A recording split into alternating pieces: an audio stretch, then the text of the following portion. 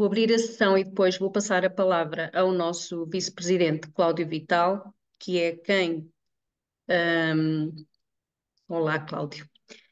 Quem fez aqui esta ponte, e quem tem mais experiência e um contacto direto convosco. Eu tenho imensa vergonha de lhe perguntar isto, mas doutora Ságua, é assim que se Isso mesmo. pronuncia o seu nome? Sim, E pronto, se não perguntarmos, nunca sabemos, não é? Pronto, a doutora exatamente. Ságua é nutricionista, acedeu a partilhar os conhecimentos dela connosco hoje e por isso vou passar a palavra ao Cláudio para que ele nos possa também explicar como é que surgiu aqui esta oportunidade para nós. Bom, boas partilhas para todos. Cláudio. Olá, boa tarde a todos. Penso que me estão a ouvir agora. Boa tarde, o meu nome é Cláudio Vital, faço parte da direção da Associação de Síndrome de Dravet Portugal. Desde já, em meu nome e em nome também da Associação, queremos dar as boas-vindas a todas as pessoas que estão aqui presentes para assistir a este webinar sobre a alimentação na Síndrome de Dravet. Sabendo que uma correta alimentação promove imensos benefícios nas nossas vidas, na nossa saúde, quer no plano físico e mental, abordar este tema é sempre importante, ainda mais quando em casa temos de lidar muitas das vezes com algumas dificuldades no que diz respeito à alimentação dos nossos guerreiros. Obviamente, todos nós teremos as nossas estratégias, todos nós teremos os nossos planos para lidar com eles, mas sabendo que estarmos sempre informados e atualizados nesta matéria é sempre vantajoso. No nosso caso pessoal, aqui em casa, a nossa pequena, felizmente, não tem recusa alimentar. É uma criança que se alimenta felizmente muito bem, que é, desde já, acompanhada pela clínica da doutora Daniela Seabra, e que há cerca de 2 anos e meio, 3, que ela é acompanhada, e notamos claramente grandes diferenças desde que a Maiara segue um plano adequado a si. A Maiara, pronto, é uma criança com síndrome de Dravet.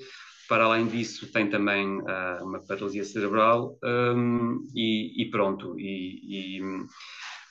Desde que começamos a acompanhar e a informar-nos mais de perto sobre este assunto da alimentação, despertou-nos aqui algumas curiosidades e pronto, e fizemos questão de marcar uma primeira consulta com a clínica, e a partir daí as consultas têm sido regulares e de facto notamos que a Maiara apresenta muitas melhorias, sobretudo a nível... é muito engraçado que até agora anda-se aqui pelo país todo com as gripes, e engraçado é que aqui em casa, tanto a mãe como o pai já ficaram doentes, já com gripe, e a Maiara faz amanhã 6 anos.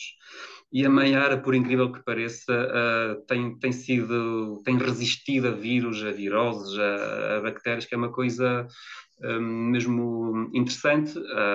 Não será mero acaso, com certeza, porque o sistema, a resposta imunológica dela está muito otimizada. Enquanto que primeiro, antes deste plano alimentar, a Maiara, qualquer coisa que apanhava era logo uma constipação, era logo uma gripe, era logo qualquer coisa, ela agora está muito mais resistente e claro que ela fica doente, quando fica doente, notamos que ela consegue até ela mesmo resolver muito mais facilmente a questão. Ela apanhou Covid já, passou melhor o Covid do que nós, os pais, inclusive. Portanto, isto com certeza será também fruto de uma resposta e de um acompanhamento alimentar que não temos dúvidas que faz toda a diferença. Claro que cada criança será um caso. No nosso caso, aquilo que nós, e já vou dar a palavra à doutora, aquilo que nós cortamos radicalmente foram os açúcares, sobretudo os açúcares processados. E apostamos muito em legumes, em frutas, em proteínas, enfim, em uma série de outros alimentos que beneficiam muito mais a Maiara. Pronto, a apresentação sumariamente está feita. Hoje temos aqui a clínica da doutora Daniela Seabra para nos ajudar a perceber melhor este tema.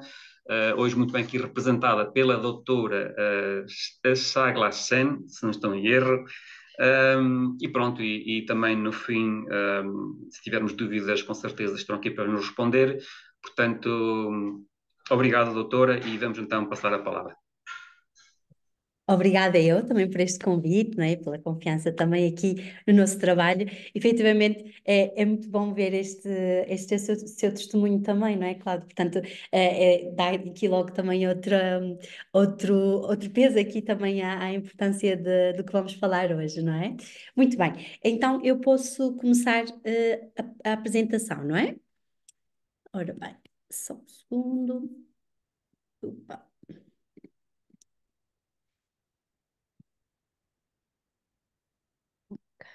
Então, eu começo já aqui por. Eu consigo-os ver agora, neste momento, assim, pequeninos ao lado, mas como não consigo, não tenho reação do outro lado ou participação, às vezes eu acelero um bocadinho o que estou a dizer, está bem? Portanto, se estiver a falar muito rápido, por favor, digam e eu volto a repetir ou assim.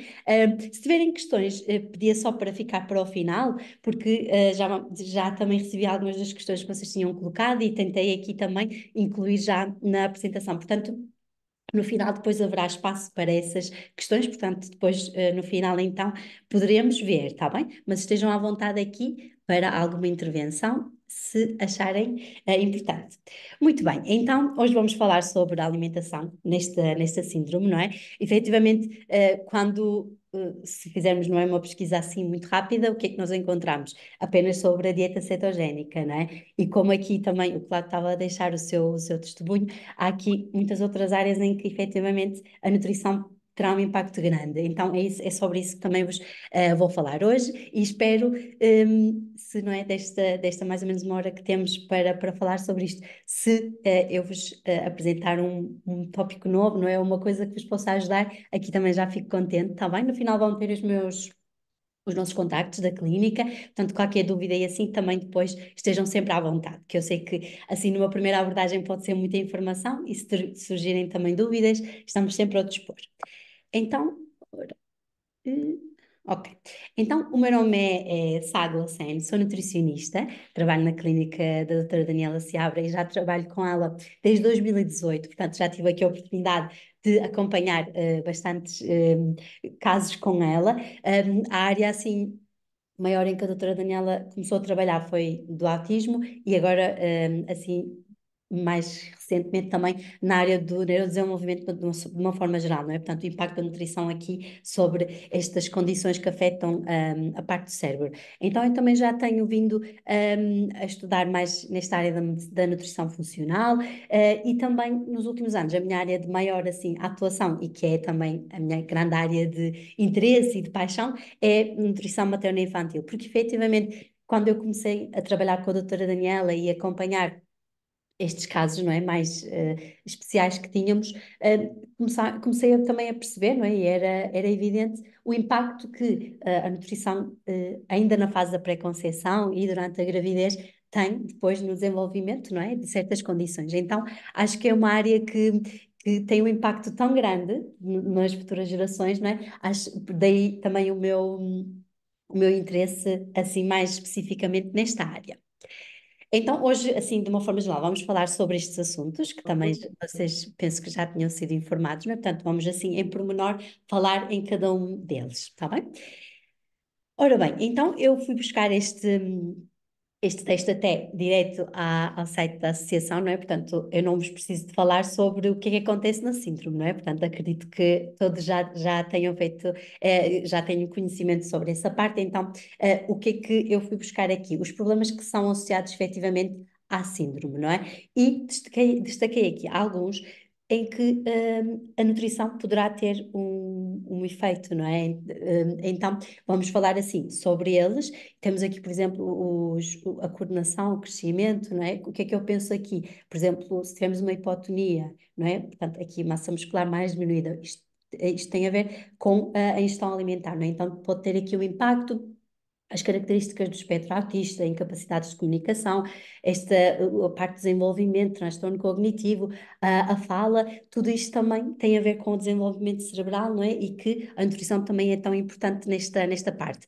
A função intestinal lenta, não é? Como também aqui é bastante evidente, o que comemos vai ter aqui um impacto, também vamos falar sobre esta parte.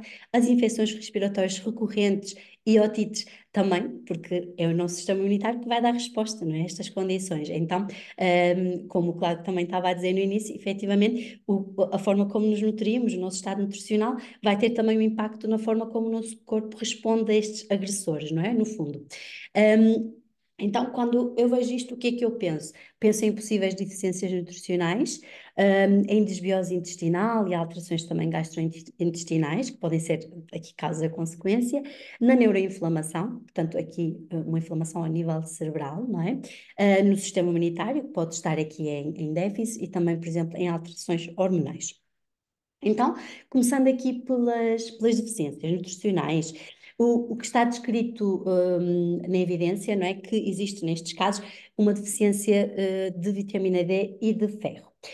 Portanto, isto já está associado à síndrome propriamente dito, não é? Então, quando estamos a falar da vitamina D, já todos sabemos, não é? Ouvimos falar da vitamina D e falamos logo na parte no desenvolvimento, crescimento, etc., dos ossos e dentes. E efetivamente é uma dos seus principais funções, portanto, leva a este equilíbrio ao nível do cálcio e de fósforo e da sua absorção. Portanto, por mais cálcio que eu ingira, se eu não tiver níveis adequados de vitamina D, não me adianta de muito. Portanto, eu tenho que ter, no nosso corpo nada funciona de forma isolada, portanto, não me adianta ter o aporte adequado de cálcio, mas ter deficiência de vitamina D, porque isso então vai ter impacto, por exemplo, neste equilíbrio, não é? Mas também, além disso, a vitamina D é muito importante também noutras partes do nosso organismo. Efetivamente aqui na parte de genética, portanto na expressão de certos genes, a vitamina D também intervém. E também na modulação, por exemplo, das células, na função imunitária, também é um dos fatores aqui mais importantes, e por exemplo no metabolismo da glicose ou dos açúcares. E onde é que nós encontramos a vitamina D? Se estivermos a falar da alimentação, estas são assim as principais fontes, principalmente então temos os peixes gordos, o óleo de fígado de bacalhau, lá está, o ovo também, alguns cogumelos, mas aqui depende muito da forma de produção e etc. E também, claro, os alimentos fortificados. E eu coloquei-vos aqui assim as quantidades, mais ou menos, para termos um termo de comparação, e aqui coloquei, por exemplo, em comparação com o Vigantol, que imagino que todos conheçam, não é? Porque efetivamente é um suplemento que é sugerido aos bebés, não é? Até o primeiro ano de vida. Então, por exemplo, o Vigantol tem 667 unidades internacionais de vitamina D por gota, enquanto que, por exemplo, em 100 gramas de peixe, né, portanto, salmão ou a sardinha, que é dos mais ricos aqui em vitamina D, temos 440, portanto, nem chega a uma gota, não é? Então, através da alimentação, efetivamente, é difícil conseguirmos satisfazer as necessidades. Isto quer dizer que é preciso sempre suplementação? Não, porque depende de vários fatores. Nomeadamente, aqui, por exemplo, podemos ter a vitamina D através da exposição solar e também através da dieta, não é? Mas depois, aqui, precisam de haver vários passos até que consigamos obter a forma ativa da vitamina D, que vai efetivamente ser utilizado pelo nosso organismo. Então, todos estes passos, temos aqui fatores genéticos envolvidos ou outros nutrientes que também são aqui importantes para isto tudo acontecer. Então, mesmo que eu coma estes alimentos, não é, diariamente, e que consiga até atingir aquelas unidades, não quer dizer que consiga transformar tudo na forma ativa da vitamina D. E quando estamos a falar da exposição solar, o que é que acontece? Nós temos então na pele aqui, com a exposição, não é? A estes raios ultravioleta, a síntese de vitamina D, que depois tem que passar pelo fígado e rim na mesma, para obtermos então a forma ativa. Mas, por exemplo, vários fatores aqui também interferem. À altura do ano, aqui em Portugal, ou mesmo na sua localização, não é? Aqui em Portugal é entre os meses de maio e outubro que nós temos uma inclinação suficiente para conseguirmos produzir vitamina D. Portanto, por exemplo, hoje que até está um dia bastante agradável, não é? Está sol. Se eu estivesse lá fora, não é o suficiente ainda para eu produzir a vitamina D adequada. Então, daí que aqui, quando estamos a falar da questão da vitamina D, a suplementação muitas vezes é necessária. Mas aqui é muito importante avaliar, certo? Como vos expliquei, há vários fatores, não é? A cor da pele, a nossa localização, a nossa dieta, se os nossos receptores de vitamina D estão a funcionar de forma correta ou não. Então, há aqui vários fatores que importam. Então, o ideal é sempre analisarmos aqui os valores de vitamina D e a partir daí então fazer um plano mais personalizado, não é? E isso pode então passar pela suplementação e adequar a dose. Portanto, o ideal, o que nós também fazemos em consulta é fazer essa análise, não é? E 3 meses depois voltar a avaliar e por aí adiante. Portanto, nós temos pacientes, por exemplo, que precisam de fazer vitamina D todo o ano, mesmo no verão, não é? Portanto, não há, por exemplo, muitas atividades cá fora, porque efetivamente para nós conseguirmos produzir a partir da exposição solar vitamina D, se tivermos, por exemplo, protetor solar que bloqueiam, não é? Estes raios ultravioleta, eu já não estou a produzir. Então, aqui fica um bocadinho, mas é muito importante também essa proteção, não é? Então,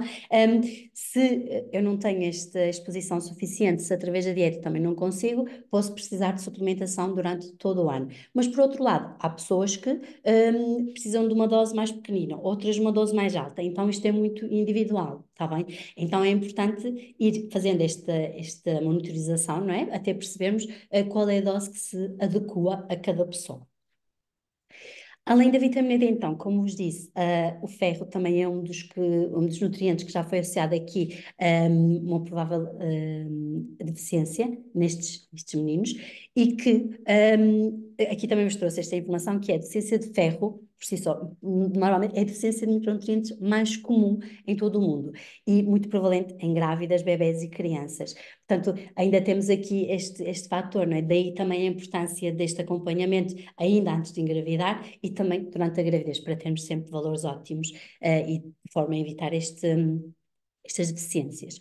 O ferro também é um componente essencial aqui da hemoglobina, que é quem faz o transporte do oxigênio para os nossos músculos, né? Então é crucial aqui para o crescimento, desenvolvimento normal aqui das nossas células e também, por exemplo, intervém aqui na produção de hormonas.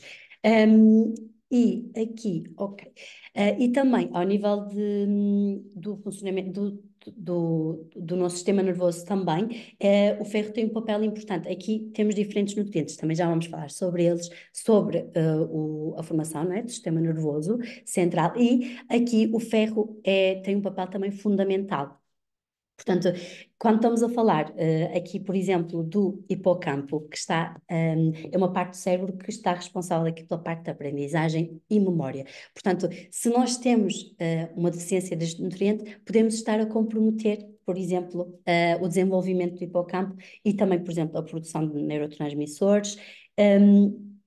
E também, como vos disse, nada no nosso corpo funciona de forma isolada, não é? Então, por exemplo, a deficiência de ferro pode resultar aqui na redução da atividade desta enzima, que é necessário para a conversão deste ácido alfa-linoleico em DHA, portanto, são ácidos gordos ômega 3, e o DHA é um dos componentes mais importantes aqui também do nosso cérebro. Então, eu tendo deficiência de ferro, mesmo que eu se calhar coma, não é? Estes ômega 3 que são necessários, posso estar a comprometer a sua conversão também aqui nesta parte, não é? Então, daí que não vale a pena.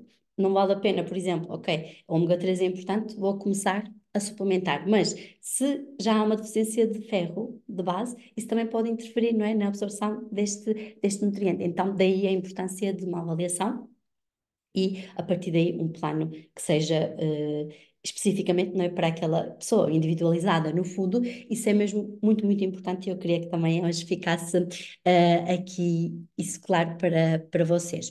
Então, temos aqui diferentes nutrientes, não é? Temos aqui o ferro, o zinco, o iodo, os tais ácidos gordos ômega 3, vitamina A, vitaminas do complexo B, a vitamina D também.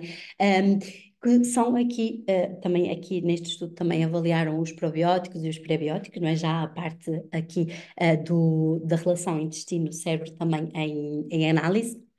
E, portanto, nós sabemos, ok, o ferro e a vitamina D são mais possíveis de haver este risco, não é? De deficiência, mas sabemos que outros nutrientes também são muito importantes aqui para o neurodesenvolvimento.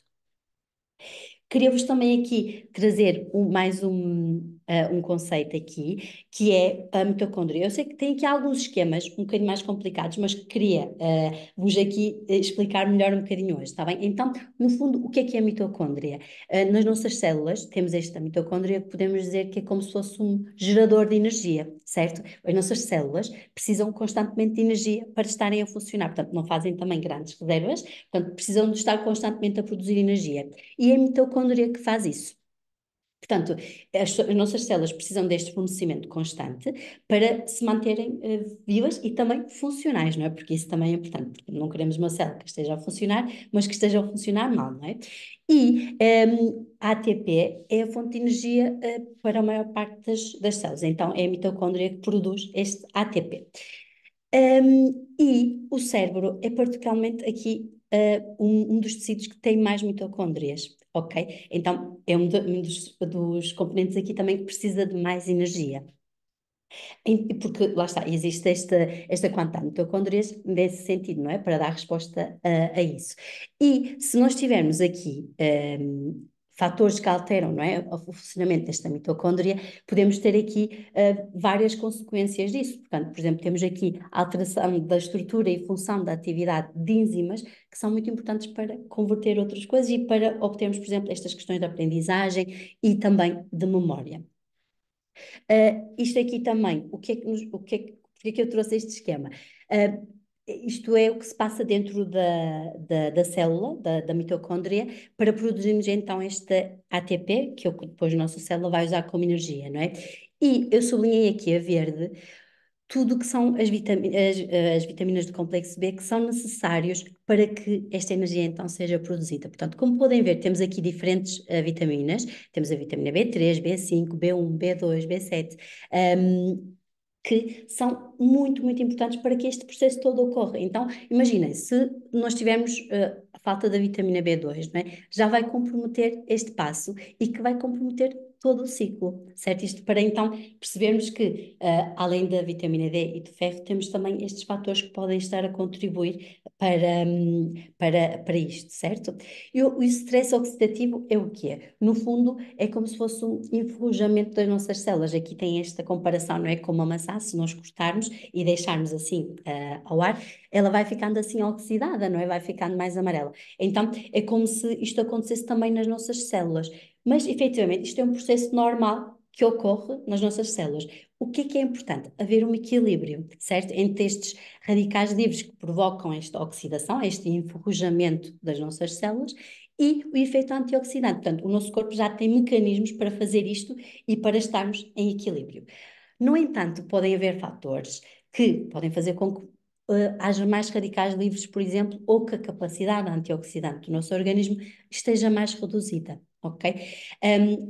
Então, é aí que nós podemos intervir nutricionalmente. Portanto, além dos antioxidantes que o nosso corpo produz endogenamente, não é? Nós também, através da alimentação, podemos contribuir para aumentar estes níveis de antioxidantes. Como é que o podemos fazer? Através de alimentos de origem vegetal e que são, assim, o mais coloridos possível. Portanto, para nós, por exemplo, é mais importante que no prato, a indicação de uma forma geral é o quê? Que metade do nosso prato tenha legumes, não é? Mas se eu tenho uma pessoa que os únicos legumes que come metade do prato com legumes, mas varia, por exemplo, entre 3 legumes, não é? Por exemplo, um alface, uma cenoura, um tomate e tem metade do prato, mas só com esses 3. Portanto, era mais importante para mim, se calhar, ter até menos quantidade, mas mais destas cores, não é? Portanto, ter ali diferentes legumes legumes e frutas que vão contribuir aqui com este efeito antioxidante mais variado aqui também e que também vai ser importante para as nossas bactérias intestinais, como vamos ver mais daqui à frente. Então, o que vos falava ali também numa fase inicial era esta neuroinflamação, não é? Esta inflamação do cérebro. E aqui, a evidência o que é que nos diz? Isto tanto pode ser uma causa como uma consequência, não é? Quando estamos a falar destas condições que envolvem convulsões e epilepsia. Então, as convulsões podem efetivamente estar na base, não é? E a lesão celular pode resultar na inflamação, ou então pode ser a inflamação que pode precipitar estas convulsões, ou no caso das convulsões assim mais prolongadas, não é? Também esta inflamação pode participar nestas lesões, então temos aqui um papel grande desta inflamação e de como modularmos, não é? Esta inflamação também. Aqui, uma das perguntas que tinham feito era relativamente à parte, ok, se haveria uma certa idade, não é, para começarmos aqui a intervenção nutricional.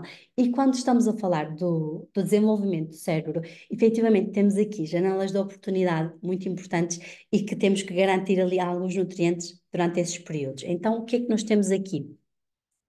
Temos o desenvolvimento cerebral que começa desde as 4 semanas de gestação. Portanto, como podem ver aqui, já há formação, não é, deste sistema nervoso e este cérebro, e portanto, temos aqui diferentes janelas de oportunidade durante a fase gestacional, não é? E depois aqui também até os 36 meses, por exemplo, diferentes fatores, e que este desenvolvimento ainda continua para o resto da vida. Mas como podem ver, a maior parte destes processos, não é, inicia aqui ainda no útero e que é concentrado nestes primeiros, não é, aqueles primeiros 1000 dias de vida que ouvimos falar agora, que contempla a fase de gravidez, não é, os 9 meses e depois até os 2 anos. Portanto, essa é uma fase que nós sabemos que é crucial e que a intervenção nutricional poderá ter um efeito mais notório nessas fases, mas em qualquer altura a intervenção nutricional vai ter aqui benefícios, não é? Porque também ao longo do tempo podemos ter desafios diferentes. Por exemplo, alguém também perguntava, o meu filho, não é, come muito bem neste momento, isto pode-se alterar? Poderá, não é? Diferentes fatores podem contribuir para isso, para a seletividade alimentar ou recusa alimentar. Então, temos casos em que, efetivamente, de um momento para o outro, há estas diferenças na alimentação da criança, estes desafios que surgem, e aí, claro, a nutrição vai ter sempre um papel importante, não é? Para ajudar aí. Então, isto também é uma das questões que eu sei que tinham desse lado, que é suplementar, então, sim ou não? Depende, não é? Eu sei que isto é uma resposta que não gostamos muito de ouvir, efetivamente, mas que na nutrição é muitas vezes precisamos de usar, porque é isso. Eu posso ter uma pessoa que precisa com uma gota de Vigantol, por exemplo, por dia, já tem os seus níveis de vitamina D adequados, e outra que precisa de 3 gotas, por exemplo. Então, eu preciso de ver a pessoa que tem à frente, fatores ambientais, não é? A alimentação, as características genéticas, que também já temos formas de avaliar, através das análises, tentar perceber em que ponto é que temos a pessoa e para onde é que queremos ir e como é que podemos lá chegar, não é? Então, é muito importante esta avaliação, de forma a conseguirmos bons resultados também, porque é isso, se nós começarmos a suplementação assim, de uma forma isolada, por exemplo, só com a vitamina D, ou só com a ômega 3, ou estes dois, por exemplo, em conjunto, ou assim, sem supervisão, não é? Vamos assim dizer, podemos estar a optar por formas de suplementação que não são muito adequadas. Por exemplo, quando estamos a falar de suplementação de ômega 3, onde é que vamos obter este ômega 3, não é? A não ser que seja um suplemento que seja vegan, ou óleo de fígado de bacalhau, ou de outros peixes também aqui gordos. Então, neste óleo, o que é que nós temos no óleo de fígado? Nós temos a acumulação provavelmente, por exemplo, também de metais pesados. Então, se eu tiver um suplemento que não é certificado, não sei até que ponto faz sentido suplementar, não é? Com um suplemento que se calhar até vai ter outras consequências, já nem vou ter benefício em fazer esse suplemento, não é? Então, é importante optar aqui também por suplementos que sejam de qualidade e que sabemos a eficácia, porque não temos nenhuma entidade que faça, como o Infarmed, por exemplo, não é, que temos para os medicamentos, que, ok, há testes, etc. No caso dos suplementos, não. Portanto, às vezes não sabemos bem se aquele que está descrito na embalagem, por exemplo, é efetivamente o que temos no suplemento, ou há diferentes formulações. Por exemplo, quando estamos a falar do magnésio, existem diferentes formas. Existe o óxido de magnésio, o citrato de magnésio, o bisglicinato, o trionato. E então, todos eles têm níveis de absorção diferentes e também objetivos diferentes. Por exemplo, há alguns que podem ter um efeito mais laxante, outros que conseguem passar, por exemplo, a barreira hemotoencefálica, portanto, conseguem chegar ao cérebro, portanto, tem outro efeito. Há outro que, por exemplo, a absorção não é tão boa. Então, é muito importante aqui avaliarmos quais é que são as necessidades da pessoa para conseguirmos perceber, não é, e as suas necessidades e conseguimos a partir daí fazer um plano mais personalizado, vamos assim dizer, certo? Faz-vos sentido ou não? Se quiserem ligar ou mandar por chat as vossas respostas, o que estou aqui a dizer. Sim, boa. Ok, então vamos passar aqui para a parte das alterações gastrointestinais. E começamos aqui por distinguir o que é o comum do normal ou do ideal, não é? Então, eu trago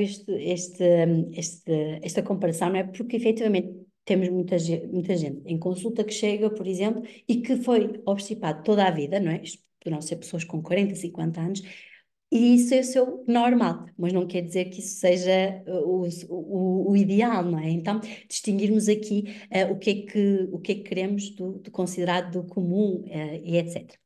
E eu trouxe-vos esta escala, que é uma ferramenta que também usamos muito em consulta, não é? Porque é uma forma fácil de visualmente identificarmos vários tipos de fezes e que nos dão aqui diferentes informações. Então, nós temos aqui estes dois primeiros, o tipo 1 e o tipo 2, que poderão então variar entre, não é, estas fezes mais em bolinhas ou então nesta forma mais aglomerada, mas que são umas fezes, por exemplo, mais duras, mais secas, pode haver dor, não é, ao evacuar. E que muitas vezes estão associados aqui à obstipação, não é? Portanto, aqui é um trânsito intestinal também mais lento.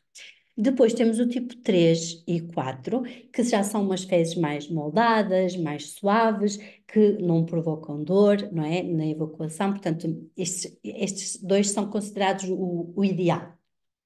E depois temos estas fezes assim já mais desfeitas, mais, por exemplo, aqui já mais fezes líquidas, não é? Que podemos associar aqui a um quadro mais de diarreia e que também aqui pode estar associado, por exemplo, a um excesso de fibras. Mas, por outro lado, isto é o primeiro que queremos garantir, não é? Quando estamos a falar de funcionamento intestinal, é fibras e água. Porque aqui, por exemplo, eu posso ter até, quando falo de uma obstipação, até posso estar uma ingestão de fibra adequada, mas se eu não tenho água suficiente, estes fezes não têm como se movimentar, então pode resultar efetivamente num quadro de obstipação.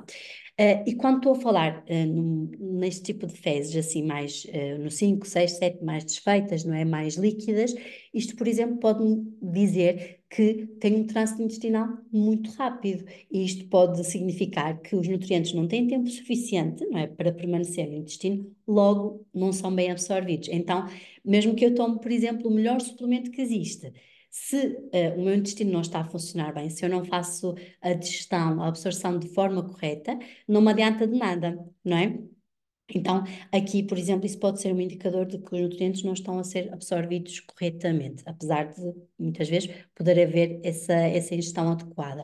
Então, isto acaba por ser uma ferramenta muito importante para nós, para avaliarmos, não é? E que nos dá muitas informações. Então, qual é que seriam, não é? Quais é que seriam as características de fezes ideais? Então, temos este tipo 3 e 4, não é? Assim, em forma ou de uma cobrinha ou de uma salsicha, portanto, que são suaves, que não ficam a boiar na sanita e que não há um cheiro muito intenso ou muito fora do normal, não é? Ou putrefativo, por exemplo, que também nos poderia indicar aqui a alteração ao nível da absorção ou digestão das proteínas. Então, aqui, quando estamos a falar ao nível intestinal, é inegável falarmos aqui da microbiota intestinal, não é? Que são os micro-organismos que compõem aqui o nosso intestino, as bactérias, vírus, fungos, etc. Então, quando nós estamos a falar de um microbiota saudável, em homeostase, não é? Em equilíbrio, o que é que nós temos? Aqui diferentes micro-organismos. Aqui há bactérias mais boas, não é? Outras menos boas, portanto, podem provocar doença, mas há um equilíbrio, não é? Portanto, não há espaço para as que são menos simpáticas, vamos dizer que estas vermelhas, por exemplo, para predominarem, no fundo. E quando estamos a falar de disbiose, portanto, quando estamos a falar de um desequilíbrio ao nível intestinal, podemos ter aqui diferentes cenários. Então, podemos ter, por exemplo, um crescimento exagerado, não é? Lá está, houve espaço para que estas bactérias menos simpáticas pudessem crescer e, portanto, podemos ter também perda ou diminuição, não é? Das outras bactérias que têm funções também importantes no nosso organismo. Podemos ter também uma redução da diversidade, não é? Nós hoje em dia sabemos que mais que a quantidade de bactérias que temos, é mais importante a diversidade. Portanto, quanto mais tipos de bactérias diferentes temos, melhor. Então, se tivermos esta diminuição da diversidade, esta perda de bactérias que são mais ideais de termos, podemos estar a falar então num quadro de desbiose, de desequilíbrio ao nível das nossas bactérias intestinais. Mas vamos voltar assim um bocadinho mais para trás, então como é que esta microbiota intestinal se forma, não é? No fundo, então nós temos aqui ao nível da gravidez, não há ainda, há diferentes teorias e não há ainda certeza se o bebê, quando nasce, não é, no fundo, antes de passar pelo canal vaginal ou por uma cesariana, se tem alguma microbiota intestinal ou não. Ainda não há grandes certezas. Mas, efetivamente, o facto, por exemplo, a microbiota da mãe, se há infecções de repetição antes ou mesmo durante a gravidez, tudo isso vai impactar a microbiota da mãe e se for um parto vaginal, não é? Um parto normal, o bebê vai estar em contacto, não é, com essas bactérias. Então, é importante nesse sentido. Depois, o método, então, pelo qual o bebê vai nascer, não é? Se é um parto normal ou cesariana, também vai ter impacto. Portanto, se nós tivermos um parto vaginal, estamos a falar dos lactobacilos a que o bebê está exposto. Mas se for uma cesariana, não é? São as bactérias que estão presentes na pele e também no ambiente hospitalar em que nos encontramos. Então, isto tem impacto também na composição da microbiota deste bebê.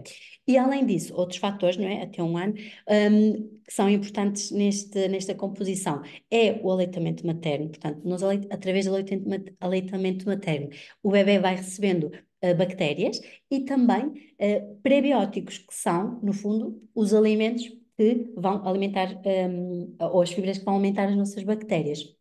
Porque, efetivamente, mais uma vez, eu posso suplementar com um probiótico, não é? Que são, no fundo, suplementos que contêm estas bactérias vivas. Mas se não há esta forma destas bactérias sobreviverem, pouco me vale, não é? Portanto, eu estou a pôr as bactérias, ok, mas elas não têm como sobreviver, então também não adianta. Então, por exemplo, o leite materno já fornece esses também pré-bióticos, os tais, a forma desses probióticos se alimentarem, e portanto é muito importante promovemos, né, este aleitamento materno, quando não é possível. Também já temos muitas fórmulas infantis que já têm na sua composição. Alguns medicamentos, nomeadamente, por exemplo, os antibióticos são uns deles, também influenciam aqui a microbiota intestinal. Ainda esta semana tive uma criança em consulta que teve, não é, de tomar o antibiótico logo nos primeiros dias de vida. Então, isto tem efetivamente impacto na composição desta microbiota intestinal. Como é óbvio, os antibióticos, nos casos em que são necessários, são efetivamente essenciais. Não estou a dizer que não devem ser tomados, mas podemos aqui perceber o seu impacto, não é? E também agir depois sobre essas consequências. E, portanto, o ambiente em que nos encontramos também, não é? São fatores que vão aqui diferenciar esta microbiota intestinal e depois também a introdução dos alimentos, portanto, da alimentação complementar, também vai aqui ser importante para a composição desta microbiota, não é? Portanto, tanto com as bactérias que poderá contribuir, como com, então, os prebióticos, não é? As fibras que vão alimentar estas bactérias boas, certo? Ok, então, e aqui também trouxe este esquema, mais uma vez, temos aqui muita informação, mas para vos dizer o que é, que já é clara a interação entre o cérebro e o intestino quando estamos a falar também de epilepsia, certo? Destes quadros que envolvem esta atividade cerebral. Então, daí também a importância de, além desta parte das deficiências nutricionais, de vos querer falar hoje sobre também esta parte intestinal, porque efetivamente as nossas bactérias intestinais, porque é que são tão importantes? Porque elas produzem compostos que aqui podem ver, por exemplo, as bactérias boas, não é? Que produzem estes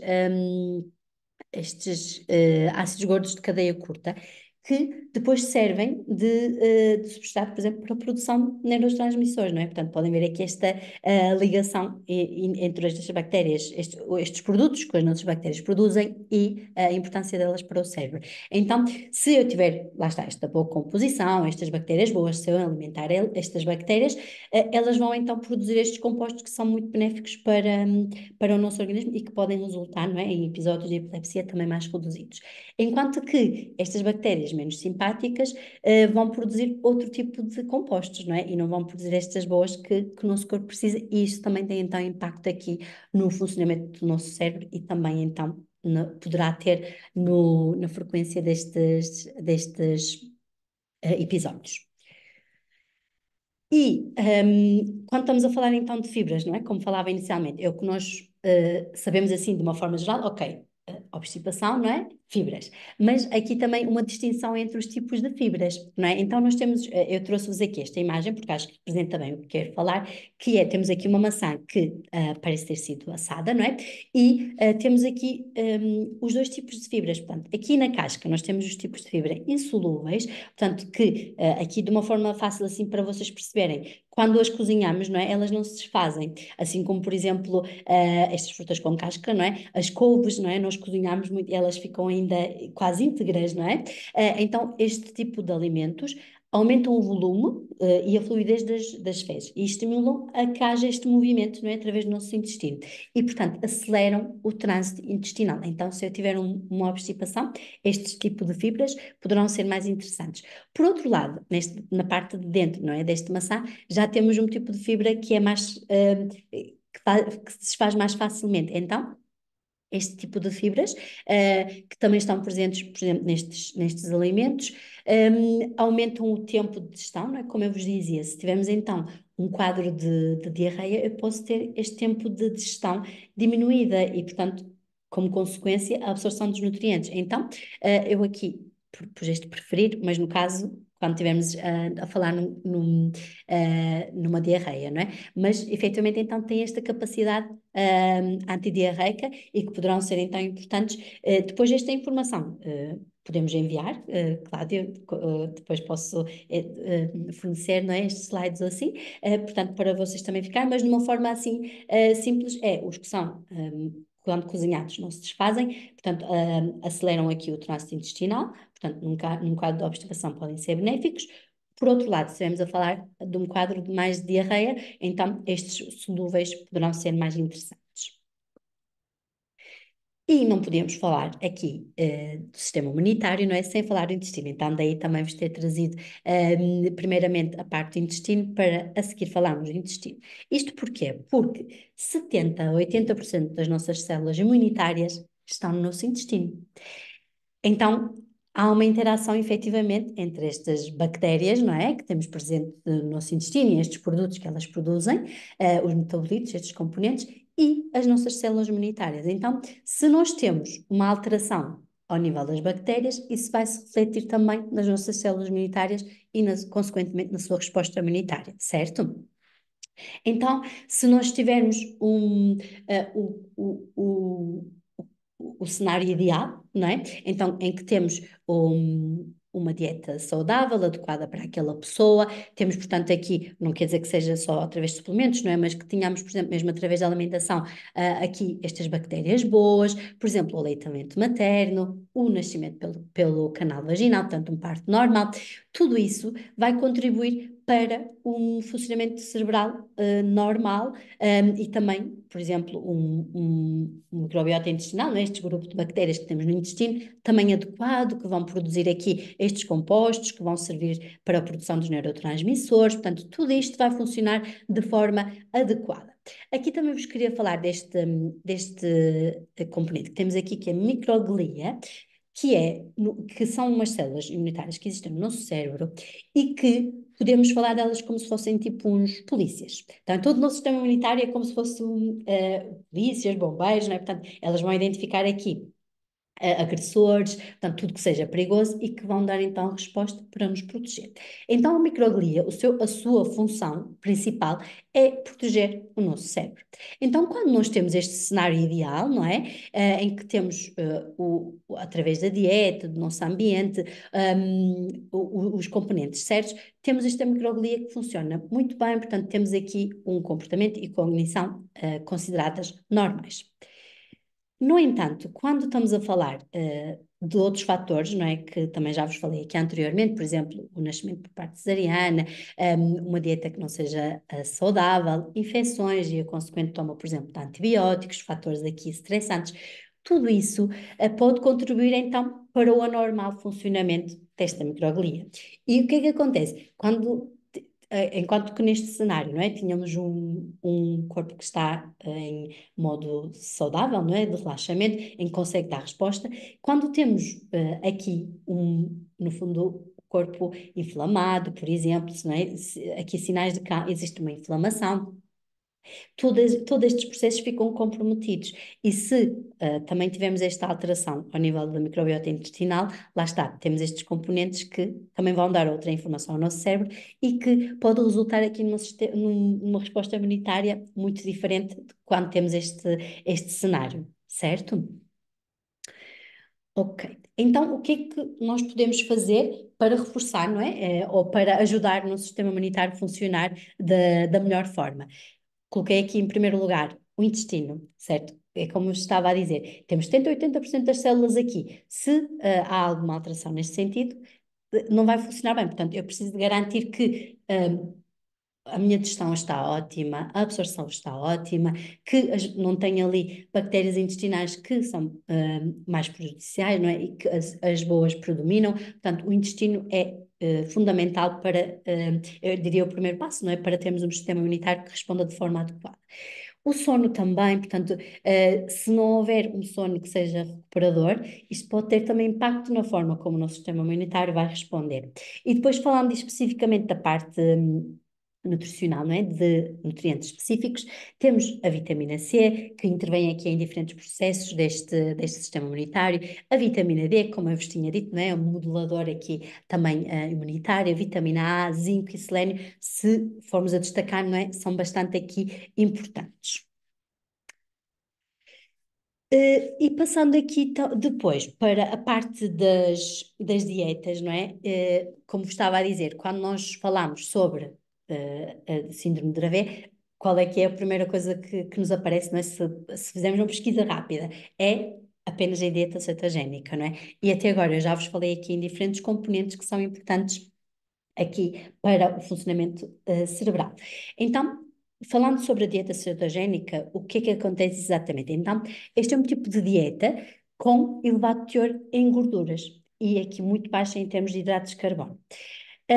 E o que é que acontece quando fazemos então este tipo de dieta? São formados uns compostos que são chamados as cetonas, ou os corpos cetónicos, que o objetivo então com o aumento destes corpos cetónicos é mimetizar o jejum prolongado e portanto para que o nosso porque a fonte preferencial de energia do nosso organismo são os hidratos de carbono, que vamos buscar alimentos como o pão, por exemplo, farináceos, não é?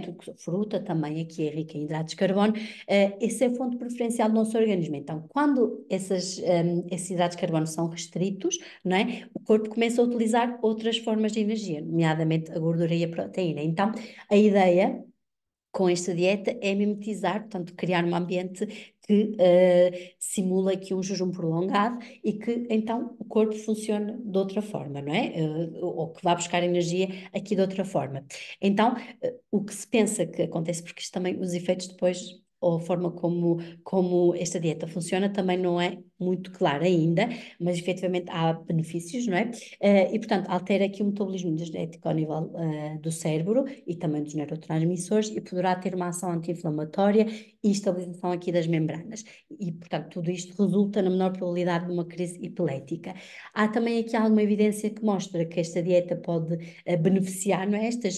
A nossa microbiota intestinal, portanto, pode ser benéfico também a esse nível. E poderá também daí ter estes resultados, não é? Nas crises. Alguém aqui também me perguntava se, por exemplo, que a dieta cetogénica não funciona em todos os casos, não é? E porque é que isso poderia acontecer? Efetivamente, como este funcionamento também ainda não é muito claro, não é? Como isto acontece, porque é que existe esta resposta, e o que a evidência também nos mostra é que, mais ou menos aqui, depende também do período da dieta, o mínimo recomendado são os 3 meses, e efetivamente nos primeiros 3 meses, por exemplo, há casos em que respondem com uma redução, não é? De 50% ou mais das crises, ali à volta de 60% das pessoas respondem de uma forma positiva, numa fase inicial, e que depois isso vai diminuindo. Portanto, isto é o que a evidência diz. Efetivamente, não nos diz que resulta em 100%, não é? E então, aqui ainda as vias que levam a estes resultados ainda também não são muito claras. Portanto, pode ser, e é muito recomendado que se experimente, não é? Como coadjuvante, por exemplo, da medicação, para ver que efeitos tem e que acho que estes efeitos então podem variar, não é? Muito de caso para caso. Então, falando de diferentes tipos de dieta cetogénica que temos o chamado clássico, dieta clássica cetogénica, que 90% da energia provém então de lípidos. Portanto, isto é uma componente mesmo muito, muito grande, e os restantes 6% das proteínas e 4% dos hidratos de carbono. Este é aquele que poderá ter o início, por exemplo, no ambiente hospitalar, não é? Para se ir fazendo este controle, e é muito importante aqui ter este controle médico, não é? Porque isto depois poderá ter aqui várias também consequências ao nível, por exemplo, dos valores de colesterol, de hipoglicemias, portanto, níveis de açúcar muito baixos ou desidratação. Portanto, é muito importante que haja este controlo quando estamos a falar da aplicação desta dieta.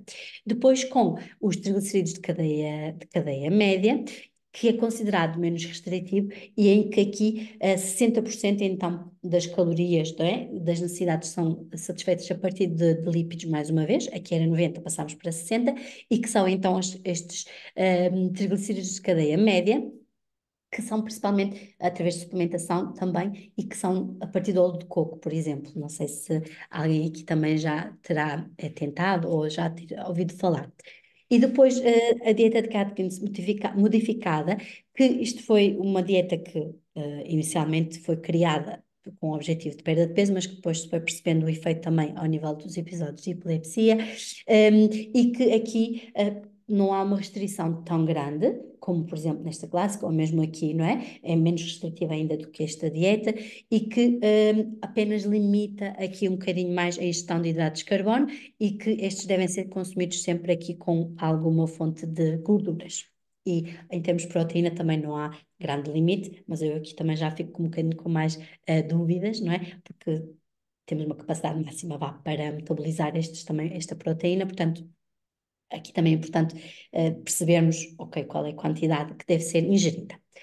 E depois também existe o de baixo índice glicémico, que acaba por ser dentro deste, não é, o mais flexível, e mesmo em termos de hidrato de carbono, já com quantidades mais execuíveis, vamos assim dizer, não é? Que são entre 40 a 60 gramas de hidratos de carbono. Para vos explicar assim um bocadinho esta dieta de baixo índice glicémico, portanto, o que é que acontece? Nós, quando ingerimos hidratos de carbono, não é? Os nossos níveis de glicose ou açúcar no sangue vão subir, porque efetivamente é essa a fonte preferencial então de energia do nosso organismo, não é? Então, aqui, quando nós ingerimos alimentos que são facilmente absorvidos, portanto, estamos a falar aqui de hidratos de carbono mais simples, não é? Portanto, tudo que seja, por exemplo, açúcares mais simples, vai fazer com que haja então este pico. Portanto, uma subida dos níveis de açúcar no sangue muito rápidos. E depois, se forem então hidratos de carbono mais complexos, por exemplo, os cereais, não é, mais integrais, vai ser uma subida mais lenta ao longo do tempo. Então, e também há outras formas, por exemplo, as frutas também têm hidratos de carbono mais simples, mas como elas têm um bocadinho de fibra, e se juntarmos com outros alimentos mais ricos em gordura, conseguimos também obter este efeito de níveis deste índice glicémico que não é mais baixo um bocadinho. Então, no fundo, o que tentamos aqui fazer, há a ingestão de hidratos de carbono, mas com este controle, não é, dos níveis de açúcar no sangue um bocadinho melhor. Portanto, e isto conseguimos fazer então com os conjuntos de alimentos se estivermos a falar, como estava a dar o exemplo da fruta, não é? Por exemplo, se a fruta for ingerida sozinha ou no final de uma refeição, a sua absorção é diferente, efetivamente. Então, temos aqui diferentes estratégias para conseguirmos este efeito. Portanto, o nosso objetivo é não termos estes picos, não é? Portanto, se também aqui repararem, quanto mais rápida é esta subida destes níveis de açúcar, mais rápida também é a sua descida. Então, se eu tiver, não é, o dia todo com estes picos, isto pode ter também efeito, por exemplo, ao nível do cansaço, da qualidade do sono, ao nível do comportamento mesmo, também poderá ter impacto. Então, o objetivo será aqui manter estes níveis de açúcar mais estabilizados ao longo do dia. Relativamente então à eficácia, não é? Aquilo que também vos dizia assim, mais no início, trouxe-vos este estudo que diz, lá está, aqui isto foi uma meta-análise, portanto, é uma revisão de vários estudos, e o que é que nos diz aqui?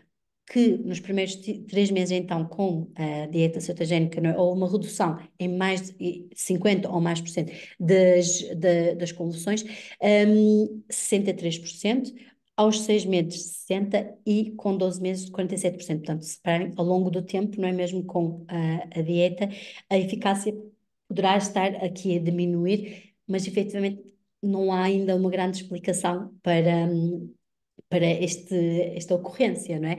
Então, vai dependendo muito, e mesmo assim, temos aqui 63% dos casos, portanto, temos aqui os restantes 37% que, por exemplo, não estão aqui a responder, não é? Ou respondem de uma forma diferente.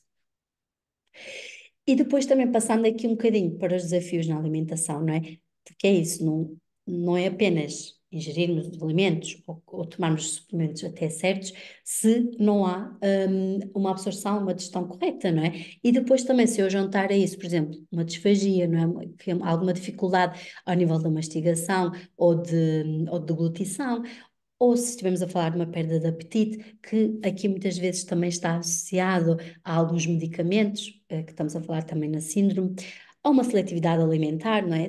Eu estava a falar da questão da fibra, por exemplo, se tivermos um quadro de obstipação, portanto, podemos optar por uns tipos de fibra, mas se eu tenho uma criança que nem sequer come nenhum legume, não é? Nós temos crianças em consulta que, por exemplo, comem 5 alimentos. E o que é que temos? Por exemplo, temos uns nuggets, temos umas bolachas, temos um pão de leite, não é?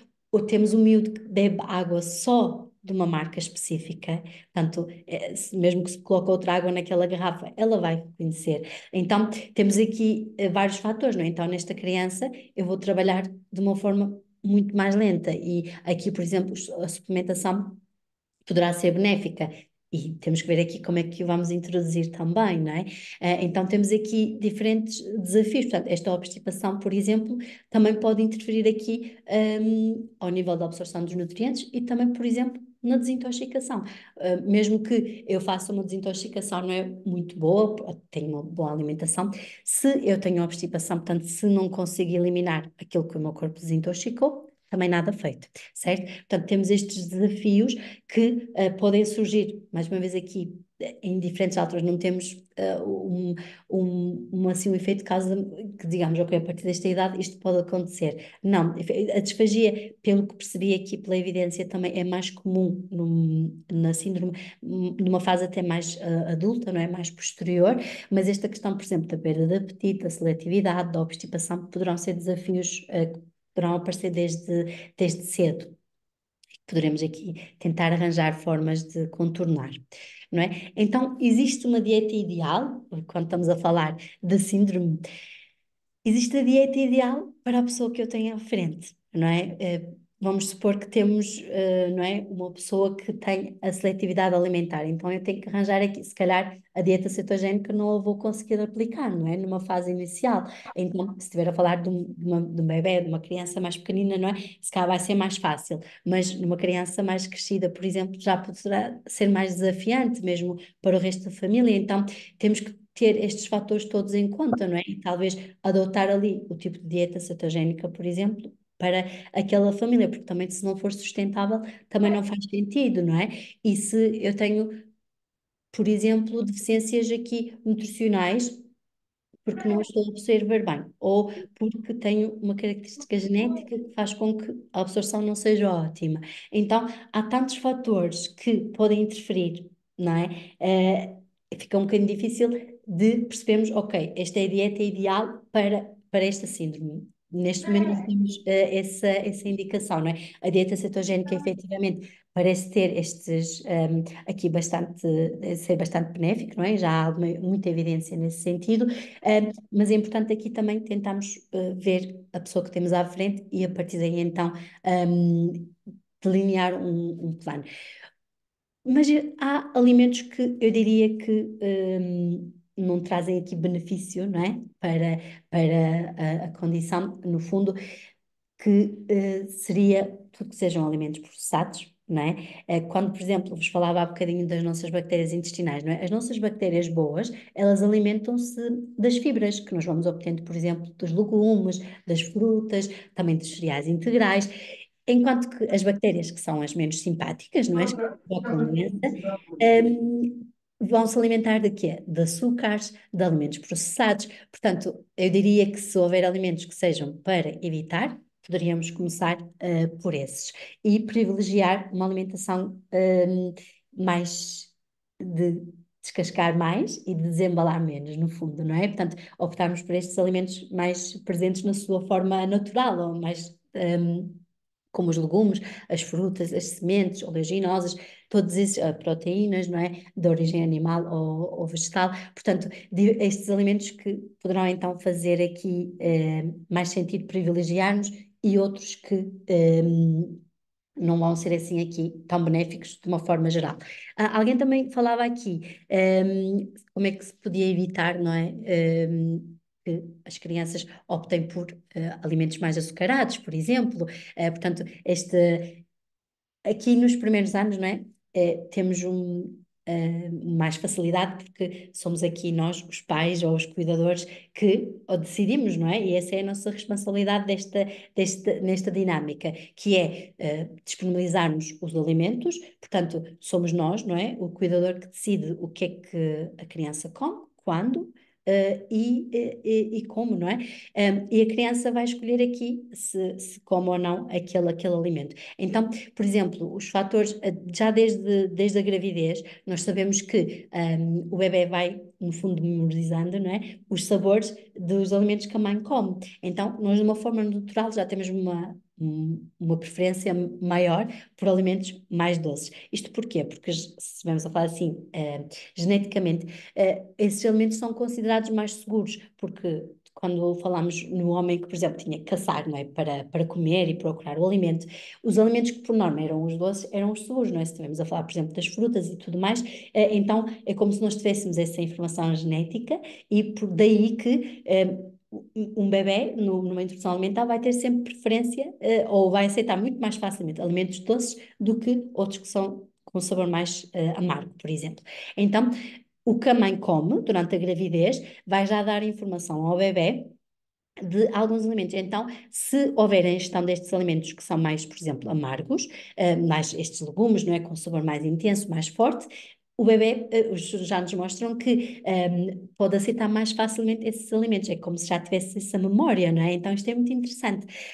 E depois também, durante a introdução alimentar, também aqui os comportamentos, não é? Criar um ambiente que seja tranquilo para o bebê, termos esta disponibilidade de alimentos, não é? Que são mais saudáveis e também respeitarmos os sinais de saciedade e de fome do bebê, não é? Portanto, obrigar uma criança a acabar, por exemplo, o prato quando ela já está cheia, todos esses comportamentos podem aqui influenciar este comportamento alimentar depois, mais tarde. Então, podemos começar já desde aí e depois também promover, não é? Em casa também a participação das crianças, na medida em que for possível, na alimentação também. Portanto, aqui de diferentes formas que podemos intervir, mas no fundo, então, esta é a nossa responsabilidade de termos, então, o que a criança come, quando e como, não é? Em que formato e etc. E ir sempre disponibilizando, por exemplo, em vez de forçarmos, não é?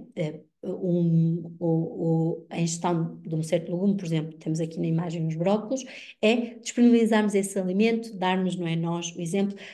Se eu tenho uma criança em consulta, por exemplo, que não come uma sopa. Ok, a minha pergunta vai, mas os pais comem?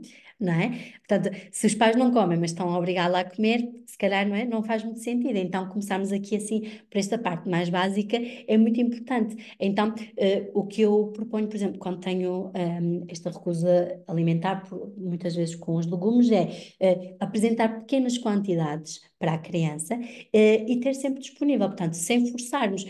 Ela tem o prato dela com o que ela come e ao lado tem uma pequena quantidade daquele alimento que nós queremos incluir, não é? Na sua dieta.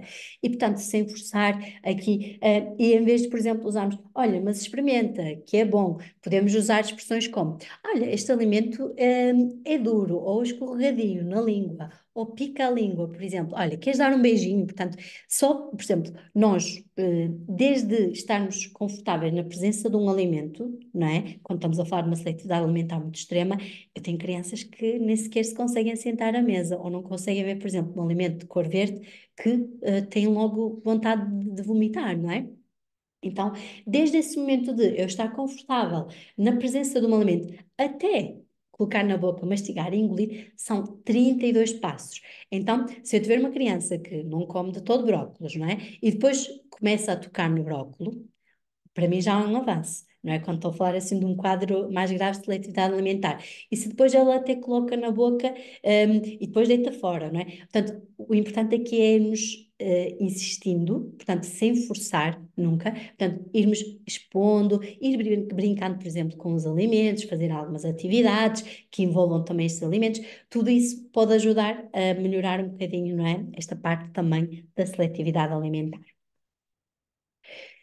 Portanto, voltando aqui ao nosso slide inicial, não é? Portanto, temos aqui diferentes fatores em que a nutrição vai conseguir, vamos conseguir fazer uma intervenção com a nutrição.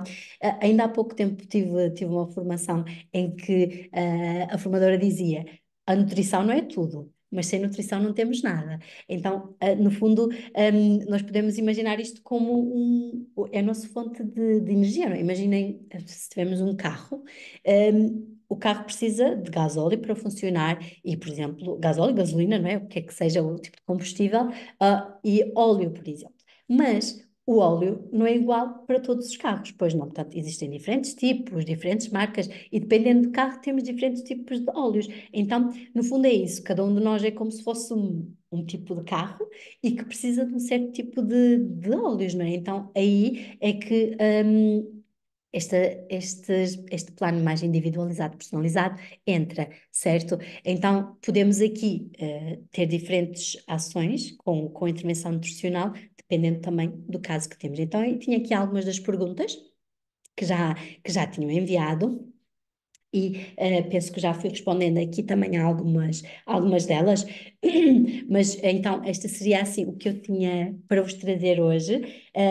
Como eu estava a dizer, foram aqui várias informações diferentes, portanto, deixo também aqui os contactos da clínica e os meus, se tiverem assim, se surgirem dúvidas depois de hoje, estejam sempre à vontade também para nos contactar. Portanto, dava assim por terminado. E se tiverem então questões agora, seria a altura para falarmos um bocadinho. Vou aqui, se calhar vou interromper para os conseguir ver, está bem? Depois podemos também dar estes contactos, se vocês quiserem.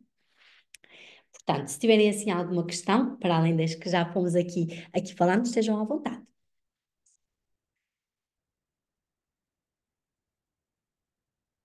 Já está.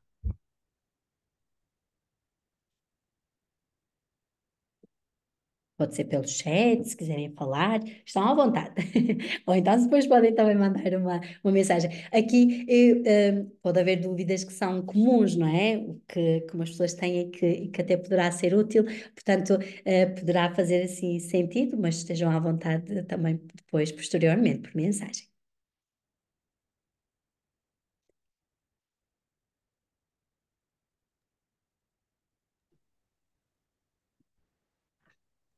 Diria que, em geral, a primeira dificuldade para que muitos pais sentem que nos fazem chegar é que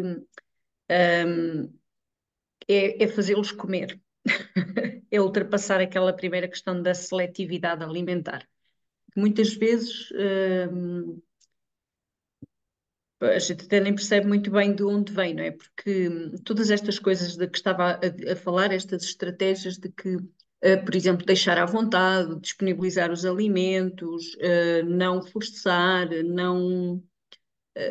Eu creio que de uma forma ou de outra todos vamos implementando algumas dessas estratégias. Mas, efetivamente, também já chegamos à conclusão que alguma dessa seletividade terá a ver, por exemplo, com efeitos de medicamentos, com aspectos comportamentais, por exemplo. Mas a questão da seletividade, de facto, um grande. É uma questão daquelas que Desafio, não muitas é? famílias levantam. Certo. Sim, nós aqui também é uma das características, não é, da síndrome, que é estas algumas características também do autismo, por exemplo, que também é um dos casos em que esta seletividade alimentar é muito predominante, porque efetivamente temos uma criança que não percepciona, não é, o que está a ver ou o que está a sentir da mesma forma que nós. Então, daí, por exemplo, o que eu estava a dizer há bocadinho, de apresentar um alimento de uma forma se calhar mais pequenina, porque um grande Uhum. se calhar pode deixá-la mais desconfortável, não é? Então, sim, efetivamente, o que está na base poderão ser aqui diferentes coisas, não é? Mesmo se estivermos a falar, por exemplo, uma criança que não fala, não é? Que tem algum desconforto gastrointestinal, ela não se vai querer alimentar, não é? Porque se calhar cada vez que come ou que vai à casa de banho tem dor, mas não consegue também expressar isso. Se calhar, por exemplo, quando estamos a falar do autismo, temos crianças que se dobram sobre o móvel ou que, não é? Sobre a barriga, já pode ser um sinal, por exemplo, de que alguma coisa não está bem. Então, daí que é muito importante esta avaliação global, não é? No fundo, portanto, tentarmos perceber o que é que poderão ser aqui as causas, porque enquanto então, se tiver uma criança que tem uma seletividade, não é? Porque este desconforto quando come, se nós não resolvemos esse problema de base, por mais ambiente tranquilo que eu tenha, não é? Como é óbvio, por mais que Claro. vai adiantar, então é importante perceber o que é que poderá estar aqui na causa, sim. Mas é um Ok. desafio muito grande. É o que eu estava a dizer, temos miúdos que têm uma seletividade mesmo muito extrema, não é? 4, 5 alimentos que temos ali para trabalhar, efetivamente, aí não há fibra, não há proteína que nós consigamos introduzir, não é? Então, aí é mesmo muito, muito, muito devagar e é um processo que leva, por vezes, muito tempo. Então, daí que eu dizia, se eu tiver uma criança dessas que nem sequer se sentava à mesa e de repente começa a pegar num legume, não é? Ou num brócolis ou num alimento, já é muitas vezes um progresso. Então, esta gestão, no fundo, também de expectativas, não é? Nesse sentido, é muito importante também. Uhum. Certo? Então, diria que a primeira coisa é que eles sejam devidamente acompanhados, não é? Isso é muito Exatamente. importante, até para percebermos qual é o perfil das necessidades. Exatamente, porque não é? Mesmo nestes estudos que os fui aqui mostrando, o que é que nós temos? Temos médias, não é? Por exemplo, que Uhum. 60% respondeu à dieta, com a dieta nos primeiros 3 meses, mas e os outros 40% aqui, não é? O que é que aconteceu? Portanto, e é aí que esta avaliação individualizada entra, portanto, aí consigo, ok, o meu número não é uma média, não é? A pessoa que eu tenho à frente é aquela pessoa, então a partir daí, com a avaliação, por exemplo, de sintomas, de avaliação, o exame clínico, não é? Que, por exemplo, há formas de nós percebermos algumas deficiências nutricionais através do exame clínico, não é? Ou depois também complementar com as análises, e portanto, a partir daí, ok, eu até posso perceber, não é, essas deficiências e tentar suplementar antes de ter, por exemplo, esses valores das análises. Mas se calhar vai ser um bocadinho de tentativa e erro, não é? É eu tentar perceber um bocadinho por aí, mas se eu tiver, ok, tenho estes valores, não é? E agora a partir daqui quero ir para ali. Então já consigo fazer um tratamento de uma forma mais certeira, vamos assim dizer.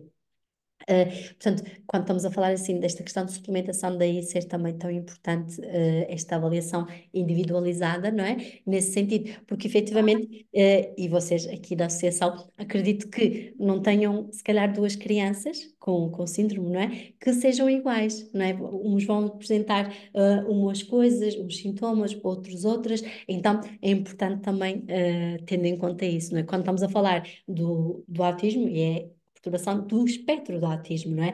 Que, por exemplo, nós sabemos que uma das alterações é a fala, mas nós em consulta temos miúdos que não falam de todo, miúdos que, por exemplo, os pais, não é, são portugueses, vivem em Portugal, e que os miúdos só falam inglês.